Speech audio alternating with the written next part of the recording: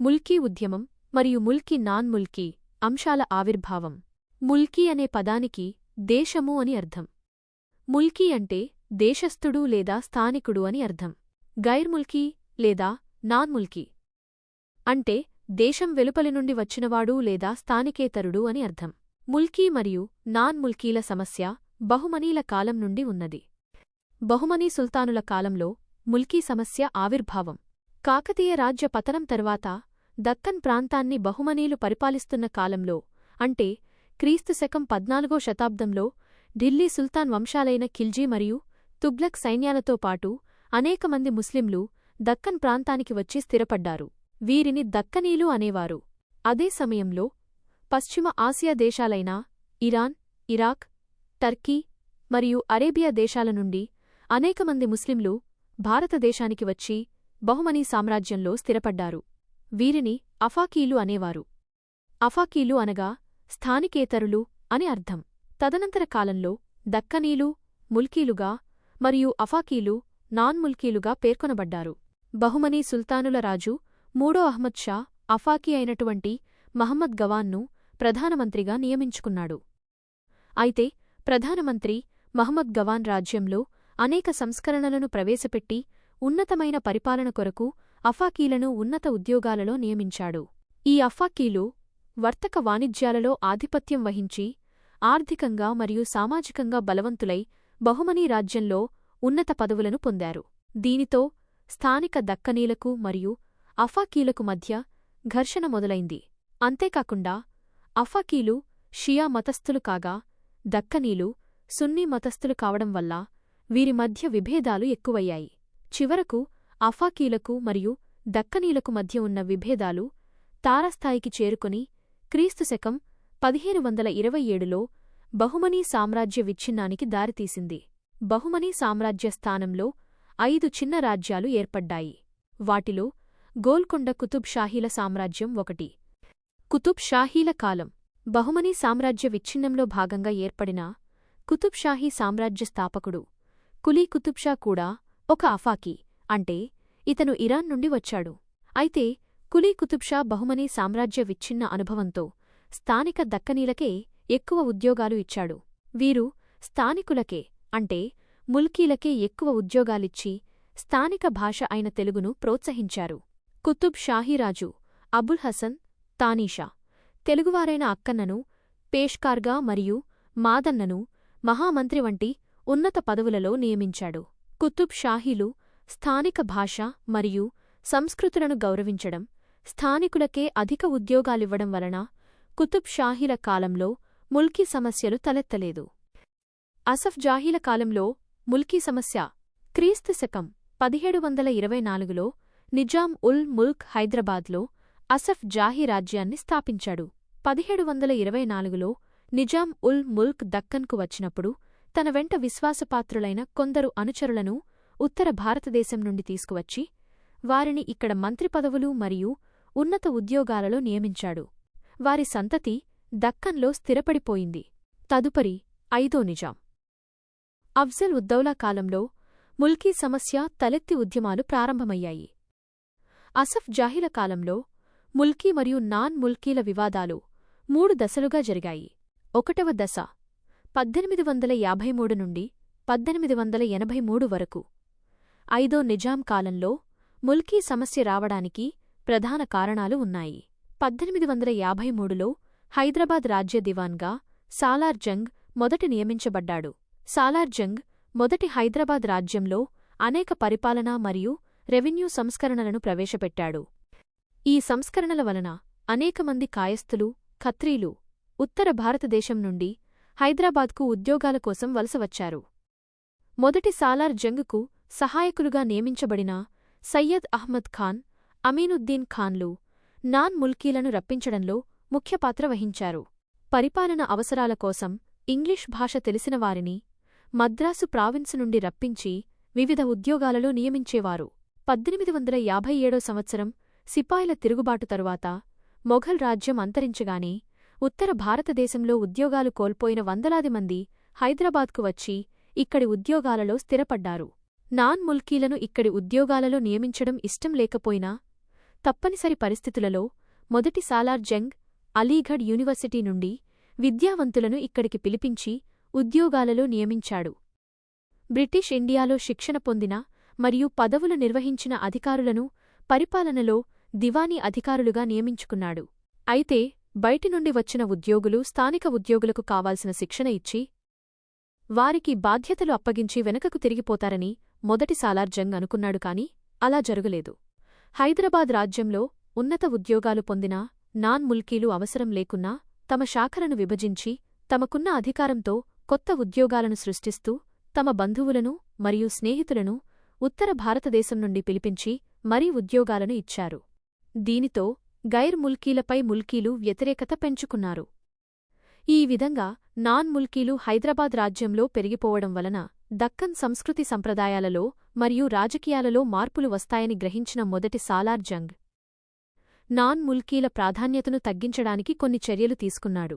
మొదటి సాలార్ జంగ్ తీసుకున్న చర్యలు ఇవే: నిజాం కుటుంబానికి దివాన్ రాజకీయ మరియు వ్యక్తిగత కార్యక్రమాలకు హాజరు కావాలన్నా మరియు బ్రిటిష్ రెసిడెంట్నుగాని ప్రముఖ నవాబులనుగాని కలవాలన్నా ఈ నాన్ ముల్కీ అధికారులు ప్రత్యేక అనుమతి తీసుకోవాలి. ఈ నాన్ ముల్కీ అధికారులకు జాగీర్లు మరియు బిరుదులివ్వరాదని మొదటి సాలార్ జంగ్ నిర్ణయించాడు. సైన్యంపై నాన్ ముల్కీల ఆధిపత్యం తగ్గించుటకు వారిని సైనిక పదవులలో నియమించలేదు. హైదరాబాద్ రాజ్య అధికార భాష పర్షియన్ను తొలగించి ఉర్దూను ప్రవేశపెట్టాలనే నాన్ ముల్కీ అధికారుల ప్రతిపాదనను మొదటి సాలార్ జంగ్ తిరస్కరించాడు. మొదటి సాలార్ జంగ్ ముల్కీ మరియు నాన్ ముల్కీల మధ్య సమతుల్యం కోసం ప్రయత్నం చేశాడు. నాన్ ముల్కీల గురించి మొదటి సాలార్ జంగ్ మాట్లాడుతూ, వీరికి ఎంత ప్రతిభ ఉన్నా తరతరాలుగా నిజాం సేవలో విధేయులుగా ఉన్న స్థానికులతో వీరిని పోల్చలేము అని అనేవాడు. ముల్కీ తొలి ఉత్తర్వులు 1868 సంవత్సరం. ముల్కీలను విద్యావంతులను చేసి ప్రభుత్వ ఉద్యోగాలలో నియమించాలనే దృఢసంకల్పంతో 5వ నిజాం అఫ్జల్ ఉద్దౌలా చివరి రోజుల్లో 1868 సంవత్సరంలో మొట్టమొదటిసారి హైదరాబాద్లోని అన్ని పరిపాలనా విభాగాలలో ముల్కీలనే నియమించాలని మొదటి సాలార్ జంగ్ అధికారికంగా ఆదేశాలను జారీ చేశాడు. రెండవ దశ 1884 సంవత్సరం నుండి 1911 సంవత్సరం వరకు 6వ నిజాం మీర్ మహబూబ్ అలీఖాన్ పాలనలో ముల్కీ మరియు నాన్ ముల్కీ వివాదాలు అధికమయ్యాయి. 1883 సంవత్సరంలో మొదటి సాలార్ జంగ్ మరణం తరువాత రెండవ సాలార్ జంగ్ నిజాం ప్రధానమంత్రి అనగా దివాన్ అయ్యాడు. అయితే రెండవ సాలార్ జంగ్ నాన్ ముల్కీల పక్షం వహించాడు. 6వ నిజాం మెహబూబ్ అలీ కాలంలో 1884 సంవత్సరంలో రెండవ సాలార్ జంగ్ నాన్ ముల్కీల ఒత్తిడికి లోనై పర్షియన్ స్థానంలో ఉర్దూను హైదరాబాద్ రాజ్య అధికార భాషగా ప్రకటిస్తూ ఆదేశాలిచ్చాడు. అదేవిధంగా బ్రిటిష్వారి ప్రోద్బలంతో ఇంగ్లీషును తప్పనిసరి భాషగా ప్రవేశపెట్టాడు. ఉర్దూను అధికార భాష చేయటం మరియు ఇంగ్లీషును తప్పనిసరి చేయటం వలన ఉర్దూ మరియు ఇంగ్లీషులో నైపుణ్యం లేని ముల్కీలకు అనగా స్థానికులకు ఉద్యోగ నియామకాలలో ప్రాధాన్యత తగ్గింది. దీనికి తోడు నాన్ ముల్కీలకు ఎక్కువ జీతాలు ఇచ్చి ముల్కీలకు తక్కువ జీతాలు ఇచ్చేవారు. అంతేకాకుండా ముల్కీలను రెండవ శ్రేణి పౌరులుగా చూడడం మొదలైంది. రెండవ సాలార్ జంగ్ నాన్ ముల్కీల పక్షం వహిస్తున్నాడని కొందరు మహబూబ్ అలీఖాన్కు వినతిపత్రం సమర్పించారు. దీనినే ముల్కీ పత్రం అంటారు. తక్షణమే స్పందించిన మహబూబ్ అలీఖాన్ నిజాం రాజ్యంలో పనిచేస్తున్న ఉద్యోగుల స్థానికత ఆధారంగా ఒక లిస్టు తయారు చేయమని సాలార్ జంగ్ రెండును ఆదేశించాడు. దీంతో 1886 సంవత్సరంలో మొదటి ఉద్యోగుల సివిల్ లిస్ట్ రూపొందించబడింది. ఉద్యోగుల సివిల్ లిస్ట్ 1886.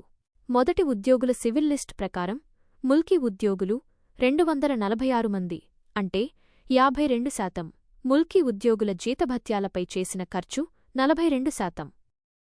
నాన్ ముల్కీ ఉద్యోగులు 230 మంది, అంటే 48%. నాన్ ముల్కీ ఉద్యోగుల జీతభత్యాలపై చేసిన ఖర్చు 58%. పై నివేదిక ఆధారంగా నాన్ ముల్కీలు సగం ఉద్యోగాలు పొందడమే కాకుండా ముల్కీల కంటే ఎక్కువ జీతాలను పొందుతున్నారు. దీంతో ముల్కీలు తమ ఉద్యమాన్ని ఉధృతం చేశారు. ముల్కీ ఉద్యమాన్ని నియంత్రించడానికి మహబూబ్ అలీఖాన్ ముల్కీలకు అనుకూలంగా 1888 సంవత్సరంలో ఒక గెజిట్ జారీ చేశాడు. 1888 గెజిట్ లేదా జరీదా ఉద్యోగ నియామకాలపై 1888 సంవత్సరంలో, అంటే ఇస్లామిక్ క్యాలెండర్ ప్రకారం 1301 సంవత్సరం రబ్బీ ఉల్ సానీ నెల 15వ తేదీన 6వ నిజాం మహబూబ్ అలీఖాన్ ఒక గెజెట్ జారీ చేశాడు. 1888 గెజెట్ ప్రకారం మొదటి అంశం తొలిసారిగా ఈ గెజెట్లో ముల్కీ అనే పదం ఉపయోగించారు. రెండవ అంశం కనీసం 12 సంవత్సరాలు నిజాం రాజ్యంలో స్థిరపడిన వారిని ముల్కీలుగా గుర్తిస్తారు. మూడవ అంశం నిజాం రాజ్యంలోని ఉద్యోగాలన్నీ అర్హత మేర విదేశీయుల జోక్యం లేకుండా దేశీయులకే ఇవ్వాలని నిర్ణయించారు. నాలుగవ అంశం నాన్ ముల్కీలు ఉద్యోగాలు పొందాలంటే ప్రధానమంత్రితో ప్రత్యేక అనుమతి తీసుకోవాలి. ఈ గెజెట్ తరువాత కూడా హైదరాబాద్లో నాన్ ముల్కీల నియామకం పెరుగుతూనే వచ్చింది. హిందూ ముస్లిం ముల్కీ వివాదాలు జనాభాలో 90% మంది హిందువులున్నప్పటికీ 10% ఉన్న నాన్ ముల్కీ ముస్లింలే అన్ని ఉద్యోగాలలో నియమించబడుతుండటంతో హిందూ మరియు ముస్లింల మధ్య ద్వేషం మొదలయ్యింది. ఉద్యోగుల సివిల్ లిస్ట్ 1894 6వ నిజాం మహబూబ్ అలీఖాన్ సూచనలను కూడా లెక్క చేయకుండా రెండవ సాలార్ జంగ్ నాన్ ముల్కీలకు లబ్ధి చేకూరుస్తూనే ఉన్నాడు. దాంతో ముల్కీ ఉద్యమం ఉధృతమవడంతో 1887 ఏప్రిల్ నెలలో సాలార్ జంగ్ II తన దివాన్ పదవికి రాజీనామా చేశాడు. నూతన దివాన్ హయాంలో 1894 సంవత్సరంలో ఉద్యోగుల సివిల్ లిస్టును ప్రకటించారు. హైదరాబాద్ రాజ్యంలో మొత్తం గెజిటెడ్ ఉద్యోగులు 680 మంది ఉంటే అందులో ముల్కీ ఉద్యోగులు 233 మంది మరియు నాన్ ముల్కీ ఉద్యోగులు 447 మంది ఉన్నారు. ఈ 680 మందిలో హిందువులు కేవలం 63 మంది మాత్రమే. వారిలో ముల్కీ హిందువులు కేవలం 20 మంది మాత్రమే. 1886 ఉద్యోగుల సివిల్ లిస్ట్ ప్రకారం 230గా ఉన్న నాన్ ముల్కీ ఉద్యోగుల సంఖ్య 1894 నాటికి 447కు పెరిగింది. మహారాజా కిషన్ పెర్షాద్ 1901 సంవత్సరంలో హిందూ ముల్కీ అయిన మహారాజా సర్ కిషన్ పెర్షాద్ హైదరాబాద్ దివాన్గా నియమించబడ్డాడు.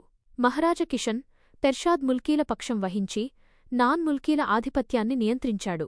అయితే కిషన్ పెర్షాద్ దగ్గర ఆర్థిక మంత్రిగా పనిచేసిన కాసన్ వాకర్ అనే వ్యక్తి అనేక మంది నాన్ ముల్కీలను ఉద్యోగాలలో నియమించాడు. కాసన్ వాకర్ ఉర్దూను కూడా ఉత్తరాది మరియు దక్షిణాది ఉర్దూగా విభజించి నాన్ ముల్కీలు మాట్లాడేది నాగరిక ఉర్దూ అని, ముల్కీలు మాట్లాడేది అనాగరిక ఉర్దూ అని హేళన చేశాడు. దీంతో దివాన్ కిషన్ పెర్షాద్కు మరియు కాసన్ వాకర్కు మధ్య ప్రత్యక్ష యుద్ధం నడిచింది. మహారాజు కిషన్ పెర్షాద్ వలన ముల్కీలు ముల్కీ ఉద్యమంలో పాక్షికంగా విజయం సాధించారు. ముల్కీలకు కొన్ని రక్షణలు కల్పిస్తూ 1910 సంవత్సరంలో ప్రభుత్వం ఒక ప్రకటన జారీ చేసింది. 1910 ప్రకటన ప్రకారం నాన్ ముల్కీ ఉద్యోగాలన్నీ తాత్కాలికమైనవిగా పరిగణించబడతాయి. ఉద్యోగ నియామకాలు రాజకీయ జోక్యంతో కాకుండా రాత పరీక్ష ద్వారా జరగాలి. స్థానికులకు తగిన అర్హతలు ఉన్నప్పుడు ఆ పదవులలో స్థానికులనే నియమించాలి. స్థానికేతరులను నియమించరాదు. ముల్కీ హక్కుల కోసం విశేష కృషి చేసిన కిషన్ పెర్షాద్ గారిని ముల్కీ ఉద్యమ గాడ్ ఫాదర్ అని కూడా పేర్కొంటారు. పత్రికలు ముల్కీ నాన్ ముల్కీ ఆందోళన గురించి ఆ కాలంలో అనేక పత్రికలు వార్తలు సంపాదకీయాలు రాసేవి. హైదరాబాద్ రికార్డర్ పత్రిక ముల్కీ హక్కులను సమర్థించి ముల్కీలకు అనుకూలంగా వార్తలను ప్రచురించింది. ఇలాహి బక్ష్ అనే పత్రిక నాన్ ముల్కీలను సమర్థిస్తూ 1899 సంవత్సరంలో హైదరాబాద్లో పరిపాలన బాధ్యతలు అప్పగించాలంటే తెలివైన ముల్కీలను ఎక్కడ వెదకాలి అని ప్రశ్నించింది. ది మహమ్మదీన్ అనే పత్రిక నాన్ ముల్కీలకు మద్దతుగా మాట్లాడుతూ సాలార్ జంగ్ ఆహ్వానిస్తేనే వచ్చినవారి వారసురని పేర్కొన్నది. 1912 సంవత్సరంలో మీర్ ఉస్మాన్ అలీఖాన్ కాసన్ వాకర్ను ఆర్థిక మంత్రి పదవి నుండి తప్పించాడు. రాయ్ బాలముకుంద్ అనే హైదరాబాద్ పాతనగరపు విద్యార్థి 1885 సంవత్సరంలో మద్రాసులో B.A. పట్టా పొందాడు. దీనితో రాయ్ బాలముకుంద్ హైదరాబాద్ సంస్థానంలో తొలి హిందూ ముల్కీ పట్టభద్రుడుగా గుర్తింపు పొందాడు. రాయ్ బాలముకుంద్ 1908 సంవత్సరంలో హైదరాబాద్ హైకోర్టు న్యాయమూర్తిగా నియమించబడ్డాడు. నోట్ 1890 సంవత్సరంలో హైదరాబాద్ హైకోర్టు స్థాపించబడినది. మీర్ ఉస్మాన్ అలీఖాన్ కాలంలో ఉద్యోగ సివిల్ సర్వీసెస్ రూల్స్ 7వ నిజాం ఫర్మానా 1919 ముల్కీ నిర్వచనం 3వ దశ 1911 నుండి 1948 వరకు 1911 సంవత్సరంలో నిజాం మీర్ మహబూబ్ అలీ ఖాన్ మరణానంతరం 7వ నిజాం మీర్ ఉస్మాన్ అలీఖాన్ సింహాసనం అధిష్ఠించాడు. ఎడ్యుకేషన్ కాన్ఫరెన్స్ సూచనల మేరకు 1918 సంవత్సరంలో మీర్ ఉస్మాన్ అలీఖాన్ ఉస్మానియా యూనివర్సిటీని ఏర్పాటు చేశాడు. ఉస్మానియా యూనివర్సిటీ ఉర్దూ బోధనా భాషగా ప్రారంభమైంది.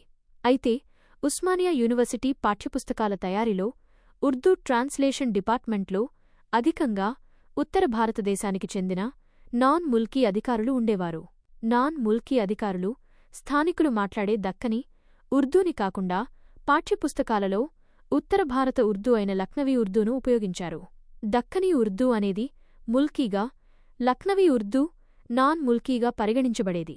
దీంతో భాషాపరంగా కూడా ముల్కీ, నాన్ ముల్కీ అనే భావనలు ఏర్పడ్డాయి.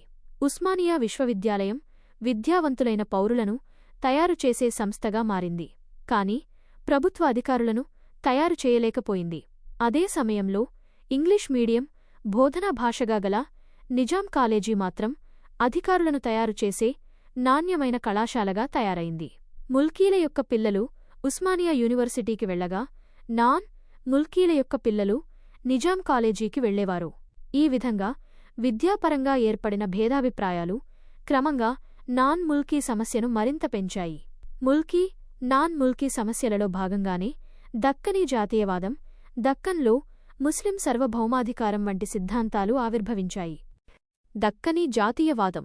ఉస్మానియా యూనివర్సిటీలో ఉర్దూ ప్రొఫెసర్ అయిన డాక్టర్ జోరే ఈ దక్కనీ జాతీయవాదం అనే సిద్ధాంతాన్ని తీసుకువచ్చాడు. ఇతనితో పాటు కొందరు ఓయూ ప్రొఫెసర్లు దక్కనీ, ఉర్దూ, ముల్కీల రక్షణ కొరకు ప్రయత్నం చేశారు. ఈ ముల్కీ ప్రొఫెసర్లు 1930లో ఇదారా ఈ అదాబియాత్ ఈ ఉర్దూ అనే గ్రంథాలయాన్ని స్థాపించి దక్కనీ జాతీయవాద సిద్ధాంతాలకు సంబంధించిన సమాచారాన్ని సేకరించి ప్రచురించేవారు. ఈ గ్రంథాలయం మతాలకు, కులాలకు అతీతంగా ఉండే ముల్కీలను అభివృద్ధి చేయడంలో కీలక పాత్ర పోషించింది. దక్కనీ జాతీయవాద సిద్ధాంతంకు ముల్కీలు మద్దతు పలికారు. ఈ దక్కనీ జాతీయవాద నాయకులు long live Nizam, the royal embodiment of Deccani, nationalism Deccani, జాతీయవాదానికి రాజచిహ్నమైన నిజాం, నీవు ఎల్లకాలం బ్రతకాలి అనే నినాదాన్నిచ్చారు. ముస్లిం సార్వభౌమాధికారం. దక్కనీ జాతీయవాదంకు వ్యతిరేకంగా ముస్లిం సార్వభౌమాధికారం అనే సిద్ధాంతం ఆవిర్భవించింది. ఈ సిద్ధాంతంకు మొదట్లో నాన్ముల్కీలు మాత్రమే మద్దతు ఇచ్చేవారు.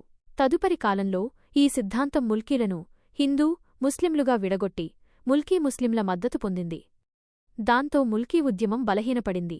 ముస్లిం సార్వభౌమాధికారం సిద్ధాంతంను తరువాతి కాలంలో రజాకార్లు విస్తృతంగా ఉపయోగించారు. 1919 ఫర్మాన్ ముల్కీ నిర్వచనం. 1919లో నిజాం మీర్ ఉస్మాన్ అలీఖాన్ ముల్కీ రూల్స్ పరిరక్షణకు ఒక ఫర్మాన్ జారీ చేశాడు. దీనినే ముల్కీ నిబంధనలు అంటారు. అందులోని ముఖ్యమైన అంశాలు: 1. ఈ క్రింది షరతులలో ఏదైనా ఒకటి సంతృప్తిపరిచిన వ్యక్తి ముల్కీగా పరిగణించబడతాడు. ఎక్స్ హైదరాబాద్ రాజ్యంలో జన్మించిన వ్యక్తి అయి ఉండాలి. బి హైదరాబాద్ రాజ్య నివాసి అయి ఉండాలి. సి ఆ వ్యక్తి పుట్టిననాటికి అతని ఆమె తండ్రి ప్రభుత్వ ఉద్యోగిగా 15 సంవత్సరాల సమయంను పూర్తిచేసి ఉండాలి.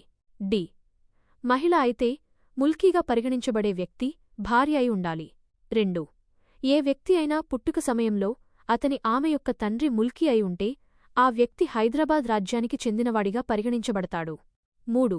ఏ వ్యక్తి అయితే హైదరాబాద్ రాజ్యంలో శాశ్వత నివాసకాలం 15 సంవత్సరాలు పూర్తి చేసుకుని తిరిగి తన పూర్వ ప్రాంతమునకు వెళ్లనని తీర్మానిస్తూ మేజిస్ట్రేట్ ద్వారా అఫిడవిట్ సమర్పిస్తారో అతను ఆమెను ముల్కీగా పరిగణిస్తారు. 4. ముల్కీగా పరిగణించబడే స్త్రీ ముల్కీ కాని పురుషుణ్ణి వివాహం చేసుకుని కూడా హైదరాబాద్ రాజ్యంలో నివాసంను వదులుకోని పక్షంలో ఆమెకు సహజంగా ఉన్న ముల్కీపరమైన హక్కులకు ఎటువంటి భంగం కలుగదు. 5. ముల్కీగా పరిగణించబడే స్త్రీ ముల్కీ కాని మరో పురుషుణ్ణి వివాహం చేసుకుని హైదరాబాద్ రాజ్యంకు బయట నివాసముండి కూడా భర్త మరణం వలనగాని లేదా భర్త నుండి చట్టపరంగా విడిపోయిగాని తిరిగి శాశ్వతంగా హైదరాబాద్ రాజ్యంలో నివాసానికై వస్తే ఆమెను ముల్కీగానే పరిగణిస్తారు. అయితే ఆమె పిల్లలను మాత్రం ముల్కీ నియమాలను సంతృప్తిపరచనిదే ముల్కీలుగా పరిగణించరు. 6. పై నియమాలు, షరతులను అనుసరించి వివిధ తాలూకాదార్లకు ముల్కీ ధృవీకరణ పత్రాలను జారీ చేసే అధికారాన్ని అప్పగించారు. 7. ముల్కీ ధృవీకరణ దరఖాస్తు పత్రంలో వ్యక్తి తనకు సంబంధించిన తప్పనిసరి సమాచారాన్ని అందిస్తూనే అదనంగా చివరికి పైన పేర్కొన్న వివరాలు యథార్థమేనని నిర్ధారిస్తుంది. అవి యథార్థం కాని పక్షంలో న్యాయస్థానాల ద్వారా నియమం 9 క్రింద విధించే శిక్షకు బాధ్యుడినని ప్రమాణపత్రం జతచేయాల్సి ఉంటుంది. 8. ఒకవేళ ముల్కీ ధృవీకరణ పత్రంపై చేసిన దరఖాస్తు తిరస్కరించబడినచో 1 నెల రోజుల లోపల సంబంధిత సుబేదారుకు తిరిగి దరఖాస్తు సమర్పించాలి. ఈ విషయంలో సుబేదారుడే అంతిమ నిర్ణయం. 9. నియమం 7 ప్రకారం ముల్కీ ధృవీకరణ పత్రం పొందేందుకు సమర్పించిన సమాచారం యథార్థం కాదని ప్రభుత్వం పోలీసు శాఖవారు గుర్తించినచో ఆయా వ్యక్తుల ముల్కీ పత్రాలను రద్దు చేయగలరు. అలాగే నియమం 1లోని A-B-Cల ప్రకారం హైదరాబాద్ రాజ్యంకు అవిధేయత ప్రకటించడం, ప్రభుత్వ వ్యతిరేక రాజకీయ కార్యకలాపాలలో పాల్గొనడం, ప్రత్యక్షంగానీ పరోక్షంగాగానీ హైదరాబాద్ ప్రభుత్వానికి, ప్రభుత్వ ప్రయోజనాలకు వ్యతిరేకంగా ప్రవర్తించినా, పనిచేసినా అతని ముల్కీ పత్రాలు, ముల్కీగా గల హక్కులు రద్దు చేయబడతాయి. ఈ ఫర్మాన్ ప్రకారం ఉద్యోగుల ఎంపిక కోసం సివిల్ సర్వీస్ ఎగ్జిక్యూటివ్ కౌన్సిల్ ఏర్పాటు చేయబడింది. ఇది ఒక స్వతంత్ర సంస్థ. 1938లో civil service executive council civil సర్వీసుల గురించి అధ్యయనం చేయడానికి ఒక కమిటీని నియమించింది. ఈ కమిటీ నివేదిక ప్రకారం 1947 ఏప్రిల్ 27న హైదరాబాద్ పబ్లిక్ సర్వీస్ కమిషన్ను ఒక ఫర్మాన్ ద్వారా ఏర్పాటు చేశారు. హైదరాబాద్ పబ్లిక్ సర్వీస్ కమిషన్లో ఒక చైర్మన్, 9 సభ్యులుంటారు. వీరిని ఎగ్జిక్యూటివ్ కౌన్సిల్ చైర్మన్ సిఫారసుల ఆధారంగా నిజాం ప్రభు నియమిస్తాడు. ఉస్మానియా గ్రాడ్యుయేట్స్ అసోసియేషన్ 1920లో ఉస్మానియా గ్రాడ్యుయేట్స్ అసోసియేషన్ పేరుతో హైదరాబాద్ సంస్థానంలో ముల్కీ రాజకీయ సంస్థ ప్రారంభమైనది. ఈ సంస్థ ప్రస్తుతం తెలంగాణలో అనేక విద్యాసంస్థలను నిర్వహిస్తుంది. ఎగ్జిబిషన్ సొసైటీని కూడా ఈ సంస్థే స్థాపించింది. హైదరాబాద్ స్టేట్ రిఫార్మ్స్ 1921లో హైదరాబాద్లో కొందరు విద్యావంతులు హైదరాబాద్ స్టేట్ రిఫార్మ్స్ అనే సంస్థను ఏర్పాటు చేశారు. ఈ సంస్థ లక్ష్యం రాజ్యాంగ సంస్కరణలు సాధించడం. Society of union and progress 1926 సంవత్సరంలో ఇంగ్లాండ్లో చదువుతున్న హైదరాబాద్ విద్యార్థులు లండన్లో society of union and progress అనే సంస్థను ప్రారంభించారు. ఈ సంస్థ బాధ్యతాయుత ప్రభుత్వం ఏర్పాటుకు అనుకూలంగా ప్రజలను చైతన్యవంతం చేసింది. హైదరాబాద్ అసోసియేషన్ 1930లో బారిస్టర్ శ్రీకిషన్ ఆధ్వర్యంలో హైదరాబాద్ అసోసియేషన్ ప్రారంభమైనది. ఈ సంస్థ బాధ్యతాయుత ప్రభుత్వం ఏర్పాటు చేయాలని, పాలనా సంస్కరణలు కావాలని డిమాండ్ చేసింది. 1933 ఫర్మాన్ 1930వ దశకంలో పంజాబ్ ప్రాంతానికి చెందిన ఖాన్ సాహెబ్లను హైదరాబాద్ సంస్థానంలోని అనేక ఉన్నతోద్యోగాలలో నేరుగా నియమించడం జరిగింది. దీనివలన స్థానిక ఉద్యోగుల ప్రమోషన్లు దెబ్బతిన్నాయి. దీంతో మరలా ముల్కీ, నాన్ ముల్కీ సమస్య ఉత్పన్నమయ్యింది. ముల్కీల అసంతృప్తిని చల్లార్చడానికి మీర్ ఉస్మాన్ అలీఖాన్ 1933లో ఒక ఫర్మాన్ జారీ చేశాడు. ఈ ఫర్మాన్ ప్రకారం ఉద్యోగ నియామకాలలో సమర్థవంతమైన, విద్యావంతులైన ముల్కీలకే ప్రాధాన్యత ఇవ్వబడుతుంది. నాన్ ముల్కీలు హైదరాబాద్ సంస్థానంలో తాత్కాలికంగా మాత్రమే నియమించబడతారు. ముల్కీ ఉద్యమకారులకు అప్పటి హైదరాబాద్ కొత్వాల్, రాజా బహదూర్, వెంకటరామిరెడ్డి అన్ని విధాలుగా సహకరించారు. నిజాం, మీర్ ఉస్మాన్ అలీఖాన్ ముల్కీలకు అనుకూలంగా ఫర్మాన్ జారీ చేసినందుకు రాష్ట్రంలోని ప్రజలు, ముల్కీ ఉద్యమకారులు ఒక బహిరంగ సభ నిర్వహించి నిజాంకు కృతజ్ఞతలు తెలియజేశారు. ఈ బహిరంగ సభలో పాల్గొన్న ముఖ్య ముల్కీ ఉద్యమకారులు కుమారి పద్మజానాయుడు, బూర్గుల రామకృష్ణారావు, మందముల నర్సింగరావు, మీర్ అక్బర్ అలీఖాన్, డాక్టర్ లతీఫ్ సయీద్, రాజా ధొండేరాజ్, Nawaz Shamsher Jung. Nizam subjects league -1935 Nizam Mulki league 1935 సంవత్సరంలో ముల్కీ ఉద్యమకారులు నిజాం సబ్జెక్ట్స్ లీగ్ అనే సంస్థను స్థాపించారు. దీనిని ఉర్దూలో జమియత్ రిఫాయే నిజాం అని, తెలుగులో నిజాం ప్రజల సంఘమని పిలుస్తారు. నిజాం ముల్కీ లీగ్ ఇచ్చిన నినాదం హైదరాబాద్ ఫర్ హైదరాబాదీస్. దీని యొక్క అధ్యక్షుడు నవాబ్ సర్ నిజామత్ జంగ్. సర్ నిజామత్ జంగ్ నిజాం మంత్రిమండలిలో రాజకీయ శాఖ మంత్రిగా విధులు నిర్వహించాడు. ఈ సంస్థ ఉపాధ్యక్షులు 1 డాక్టర్ లతీఫ్ సయీద్, 2 రామచంద్రనాయక్. ఈ సంస్థ కోశాధికారి బారిస్టర్ నౌషీర్ చినాయ్. కార్యదర్శులు 1 సయ్యద్ అబిద్ హసన్, 2 బూర్గుల రామకృష్ణారావు, 3 శ్రీనివాస శర్మ. ఈ సంస్థ కార్యనిర్వాహక సభ్యులు. ఈ సంఘం 18 మంది సభ్యులతో తన కార్యవర్గాన్ని ఏర్పాటు చేసింది. 1 రాజా బహదూర్ వెంకటరామిరెడ్డి, 2 వామన్ నాయక్, 3 నవాబ్ బహదూర్ యార్జంగ్, 4 కాశీనాథరావు వైద్య, 5 అక్బర్ అలీఖాన్, 6 మందముల నర్సింగరావు, 7 మీర్ హసనుద్దీన్ ముషీర్ పత్రిక సంపాదకుడు మొదలైనవారు. నిజాం ముల్కీ లీగ్ యొక్క ప్రాధాన్యత. ముల్కీ ప్రజల హక్కులను కాపాడుట. ప్రజలచే ఎన్నుకోబడిన శాసనసభకు ప్రభుత్వం బాధ్యత వహించే విధంగా రాజ్యాంగ స్థాపనకు కృషి చేసింది. వివిధ కులాలు, వర్గాల మధ్య స్నేహభావం పెంపొందించి ఒకరికొకరు సహకరించుకునేటట్లు ప్రయత్నించింది. నిజాం ముల్కీ లీగ్ నిజాంకు విధేయతను ప్రకటించింది. దక్కనీ సంస్కృతి, భాష పరిరక్షణ కోసమే తమ ఉద్యమమని ప్రకటించింది. నిజాం రాష్ట్రపు రాజకీయ హక్కులను కాపాడుటకు ప్రయత్నించింది. నిజాం సబ్జెక్ట్స్ లీగ్ ఒత్తిడి మేరకు ఆనాటి ప్రభుత్వం అరవముదం అయ్యంగార్ నేతృత్వంలో కమిటీని వేసింది. ఆ కమిటీ సిఫారసుల మేరకు 1939లో ముల్కీ నిబంధనల్ని సవరించి ముల్కీలకు మరిన్ని రక్షణలు కల్పించారు. ప్రారంభంలో నిజాం ప్రభువు ఈ లీగ్ పట్ల అనుకూల వైఖరిని ప్రదర్శించి దీని లక్ష్యాలకు ప్రాముఖ్యతను ఇచ్చాడు. కాని బాధ్యతాయుత ప్రభుత్వం అనే ప్రస్తావన నిజాంకు ఆగ్రహం తెప్పించింది. మొదట్లో ఈ లీగ్లో చేరడానికి ఉత్సాహం చూపించిన ప్రజలు తదుపరి నిజాం ఆగ్రహంతో వెనుకంజ వేశారు. కొందరు ముస్లిం మేధావులు ముస్లిం సార్వభౌమాధికారం అనే సిద్ధాంత ప్రభావంతో దీనిని వదిలి ఇత్తెహాదుల్ ముస్లిమీన్ సంస్థలో చేరడంతో నిజాం సబ్జెక్ట్స్ లీగ్ 1939లో రద్దయింది. పీపుల్స్ కన్వెన్షన్ ఏర్పాటు. 1937లో ముల్కీ లీగ్లో చీలిక వచ్చి దానిలోని హిందువులు బయటకు వచ్చి పీపుల్స్ కన్వెన్షన్ ప్రారంభించారు. నోట్: ముల్కీ లీగ్ ఉద్యమనేత సయ్యద్ అబిద్ హసన్ రాసిన పుస్తకం విదర్ హైదరాబాద్. బహదూర్ అరవముదం అయ్యంగార్ కమిటీ.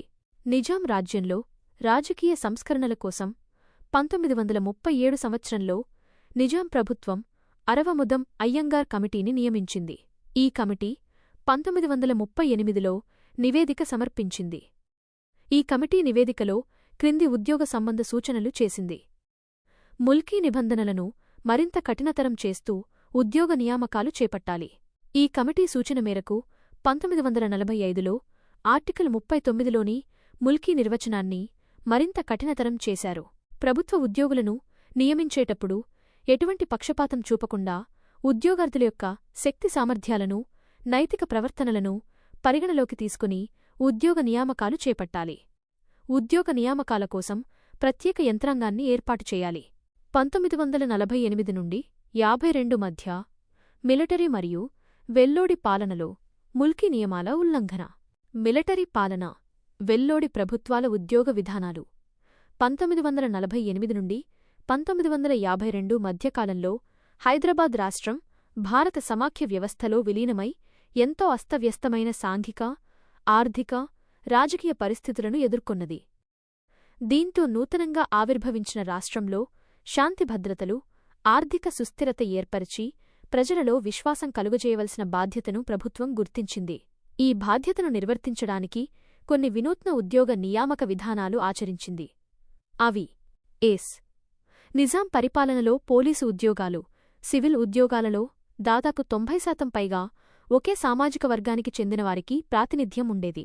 ప్రధానంగా సాయుధ దళాల్లో సమాజంలోని అన్ని వర్గాలకు ప్రాధాన్యత ఇవ్వవలసిన అవసరాన్ని ప్రభుత్వం గుర్తించింది.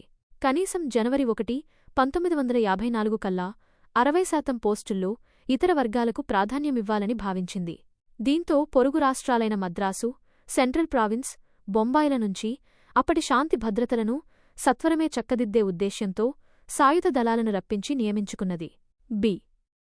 హైదరాబాద్ రాష్ట్రంలో ప్రజలు అత్యధికంగా తెలుగు మాట్లాడేవారు కావడంతో పరిపాలనలో తెలుగు భాషకు ప్రాధాన్యమివ్వాలని సంకల్పించారు. దానితో అప్పటివరకు పాలనాభాషగా ఉన్న ఉర్దూ స్థానంలో తెలుగు భాషకు ప్రాధాన్యమిచ్చే ఉద్దేశ్యంతో కొంతమంది ఉద్యోగులను నియమించుకున్నారు. జాగీర్దారీ వ్యవస్థను రద్దుచేసి భూయాజమాన్యాలను రెవెన్యూ పాలన కిందకు తీసుకురావడానికి నూతన ఉద్యోగవర్గం అవసరమయ్యింది. దీనికోసం ప్రత్యేక నియామకాలు జరపాలని నిర్ణయించారు. నిజాం ప్రభుత్వపు ఆర్థిక పరిస్థితులు చక్కదిద్ది హైదరాబాద్ రాష్ట్రంలో సాధారణ పరిస్థితులు నెలకొల్పడానికి దాదాపు 200 మందికి పైగా భారత యూనియన్ అధికారుల బృందం నియామకం పొంది ఆర్థిక సుస్థిరతకు కృషి చేసింది. నిజాం ప్రభుత్వ కాలంలో రాజకీయాలలో పాల్గొన్న ఉద్యోగులను అవినీతి, అధికారం దుర్వినియోగానికి పాల్పడిన వారిని ఎంతోమందిని ఉద్యోగాల నుంచి తొలగించేవారు. స్వాతంత్ర్యానంతరం ఎంఏ రహమాన్ అనే పబ్లిక్ సర్వీస్ కమిషన్ అధికారిని నియమించి యోగ్యులైన వారిని నైతిక ప్రమాణాల ఆధారంగా తిరిగి ఉద్యోగాలలో నియమించడానికి నూతన ప్రభుత్వం నిర్ణయించింది. దీనికి సంబంధించి కొద్దిమందికి ఉద్యోగ అవకాశాలు లభించాయి. కొన్ని కేసులను మిలిటరీ అధికారి చౌదరి స్వయంగా పరిశీలించి ఉద్యోగ అవకాశాలు కల్పించారు. సైనిక శాఖలో, పోలీసు శాఖలో నూతన ప్రభుత్వం కొన్ని సంస్కరణలు చేపట్టింది.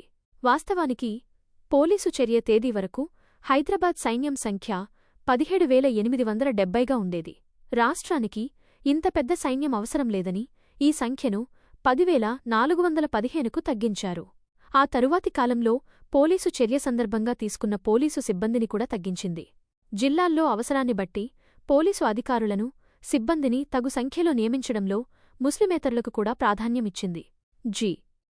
రెండో ప్రపంచయుద్ధం తరువాత సైన్యం నుంచి పదవీ విరమణ చేసిన వారిని పునరావాస డైరెక్టర్ కార్యాలయం కొన్ని నూతన ఉద్యోగాలలో నియమించేది.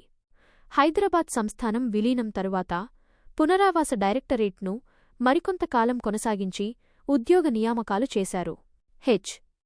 ప్రభుత్వంలోని కొన్ని దిగువ స్థాయి, మధ్యస్థాయి ఉద్యోగాలలో నియామకాలు చేపట్టడానికి ఎంప్లాయ్మెంట్ ఎక్స్చేంజీలను ఏర్పాటు చేసింది. వీటిలో ఒకటి హైదరాబాద్లోనూ, రెండవది వరంగల్లో, మూడవది ఔరంగాబాద్లో ఉండేవి. ఈ ప్రాంతీయ ఎంప్లాయ్మెంట్ ఎక్స్చేంజీలు ప్రభుత్వ శాఖలలో, ప్రైవేటు కంపెనీల ఉద్యోగాలకు నియామకాలు చేసేవి. నైపుణ్యం గల కార్మికులకు, సాంకేతిక నిపుణులకు శిక్షణ ఇచ్చి ఉద్యోగార్హత పెంపొందించడానికి బికనూరు శిక్షణ కేంద్రం ఏర్పరచి 1,200 మంది అభ్యర్థులకు 20 విధాల వృత్తి పనులలో శిక్షణ ఇస్తూ ప్రతి సంవత్సరం కృషి చేసేది. 1948 సెప్టెంబర్ 17న ఆపరేషన్ పోలో అనే సైనిక చర్య ద్వారా హైదరాబాద్ రాజ్యంలో నిజాం పాలన అంతమై భారత యూనియన్లో విలీనమయ్యింది. తదుపరి 1948 సెప్టెంబర్ నుండి 1949 డిసెంబర్ వరకు హైదరాబాద్ మిలిటరీ గవర్నర్గా బెంగాల్కు చెందిన జె.ఎన్. చౌదరి పనిచేశాడు. 1950 జనవరి నుండి 1952 మార్చి వరకు కేరళకు చెందిన ఎం.కె. వెల్లోడి పౌరముఖ్యమంత్రిగా పనిచేశాడు. జె.ఎన్. చౌదరి మరియు ఎం.కె. వెల్లోడి ఇద్దరూ స్థానికేతరులు కావడంతో 1948 నుండి 52 మధ్యకాలంలో తెలంగాణకు స్థానికేతరుల వలసలు నిరాటంకంగా కొనసాగాయి. ఎం.కె. వెల్లోడి హైదరాబాద్ రాష్ట్రంలో పాలన ఆధునీకరణ పేరుతో అప్పటివరకు అధికార భాషగా ఉన్న ఉర్దూ స్థానంలో ఇంగ్లీష్, తెలుగును ప్రవేశపెట్టాడు. నిజాం పాలన అంతం తరువాత జె.ఎన్. చౌదరి ఆంగ్లం తెలిసిన అధికారులతో పరిపాలన సాగించాలని స్థానికేతరులను ఉద్యోగాలలో నియమించటం ప్రారంభించాడు. మొదట కేరళ నుండి ఉద్యోగులను తీసుకున్నారు. తరువాత మద్రాసులోని తమిళులను, తదుపరి మద్రాసు రాష్ట్రంలోని తెలుగువారిని అనగా ఆంధ్రవారిని ఉద్యోగాల్లో నియమించారు. తెలంగాణ వారికి ఇంగ్లీష్లో సరైన పరిజ్ఞానం లేదన్న వంకతో ఆంధ్రవారిని విచక్షణారహితంగా తెలంగాణ ఉద్యోగాల్లో నియమించారు. ఎం.కె. వెల్లోడి ఆంధ్రాకు చెందిన అధికారులను తీసుకువచ్చి హైదరాబాద్ రాజ్యంలోని జిల్లాల్లో కలెక్టర్ల పైస్థాయిలో చీఫ్ అడ్మినిస్ట్రేటర్ అనే పేరుతో నియమించాడు. ఎంత దారుణంగా అంటే కృష్ణా జిల్లాలో తహసీల్దారుగా పనిచేసే రామచంద్రరావును తీసుకువచ్చి హైదరాబాద్ జిల్లా చీఫ్ అడ్మినిస్ట్రేటర్గా నియమించాడు. పై విధంగా నియమించబడ్డ ఆంధ్ర అధికారులు తమ బంధుమిత్రులు, తమ ప్రాంతం వారిని పిలిపించుకుని పెద్ద మొత్తంలో ఉద్యోగాలలో నియమించారు. ఆంధ్రా నుండి వచ్చిన ఉద్యోగస్తులు లంచగొండితనం, అవినీతికి అలవాటు పడ్డారు. అవినీతి గురించి పద్మజానాయుడు పార్లమెంట్లో ప్రస్తావించగా వల్లభాయ్ పటేల్ జవాబిస్తూ హైదరాబాద్ రాష్ట్రంలో అప్పటికే అవినీతి, లంచగొండితనం ఉన్నాయని, ఇప్పుడు కొత్త కాదని పేర్కొన్నాడు. హైదరాబాద్ సంస్థానం భారతదేశంలో విలీనం అయిన తరువాత హైదరాబాద్ రాష్ట్రంలో ఎన్నోసార్లు ముల్కీ నిబంధనలు ఉల్లంఘనలకు గురయ్యాయని ది స్టార్ ఆఫ్ హైదరాబాద్ అనే వార్తాపత్రిక పేర్కొన్నది. హైదరాబాద్ సంస్థానం యొక్క పరిపాలనా వ్యవస్థను పునర్నిర్మించే పేరుతో వందలాది మంది నాన్ ముల్కీలు ప్రభుత్వంలోకి ప్రవేశించారు. విధంగా ఉద్యోగాలు పొందిన ఆంధ్ర అధికారులు తెలంగాణ ప్రజలను చాలా చులకనగా చూడడం, తెలంగాణ ప్రజలపై అజమాయిషీ చేయడం మొదలుపెట్టారు. తెలంగాణ సంస్కృతిని, భాషను చిన్నచూపుతో చూశారు. పై కారణాలు 1952లో గైర్ముల్కీ ఉద్యమం రావడానికి దారితీశాయి.